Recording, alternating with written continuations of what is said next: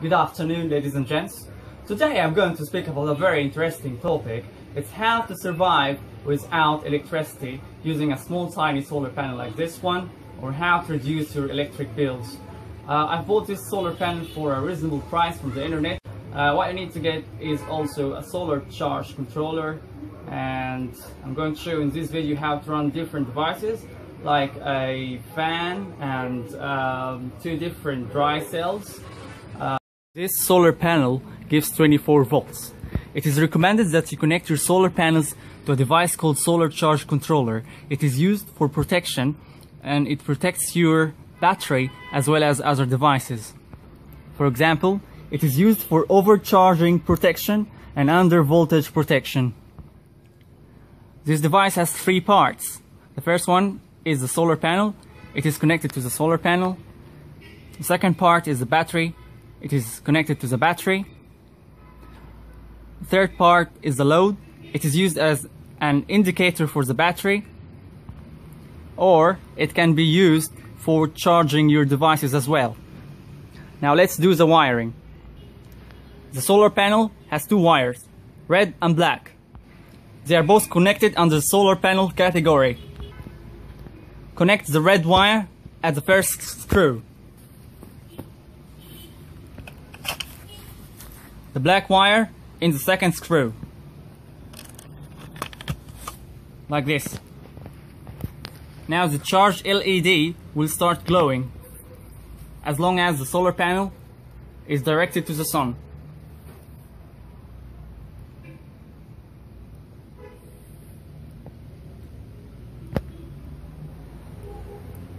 Now this solar panel is working efficiently under the sunlight, and the indicators of the solar charge controller are glowing, and that means you can start using it efficiently. I'm going to use it to recharge dry cell batteries, two different types, and to operate a fan. Now connect two wires in the middle category, which says battery. The red wire is in the third screw, the black wire is in the fourth screw. Now I'm going to recharge a 12 volts battery. Simply you need to connect the wires to the battery. Now the 12 volts battery is recharging. Please be aware that the amount of electricity coming from the solar charge controller has to match the battery. This solar charge controller gives 12 to 24 volts automatically, so I will not need any conversions to recharge a 12 volts battery. But in case of recharging a 5 volts battery, which is used for smartphones, I will need a converter. Before connecting the battery wires to the 5 volts battery, you have to connect these wires to a converter, a 5 volts converter. You can purchase it for a reasonable price from the internet. Now I'm going to connect the wires to the converter first. Now the converter is connected and fully working, and you're ready to connect the 5 volts battery into this converter in order not to burn it. Now the 5 volts battery is connected to the 5 volts converter, which is linked to the solar charge controller, and the battery is recharging. You can use it for smartphones, tablets, iPads, iPhone, whatever.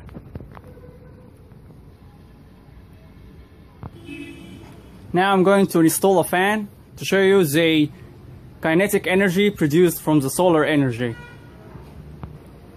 Now the fan is installed and it is working from the solar panel. It's a 12 volts fan. Now in order to operate your home devices, you will need to get 220 volts. In this case, you can use an inverter to convert your 12 volts battery into 220 volts. If you use 5 examples of this 12 volts battery, all connected together, you can supply your home devices with electricity using an inverter.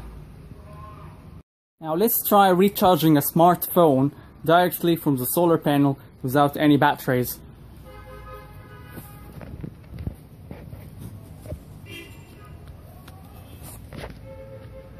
There we go, it's recharging the smartphone.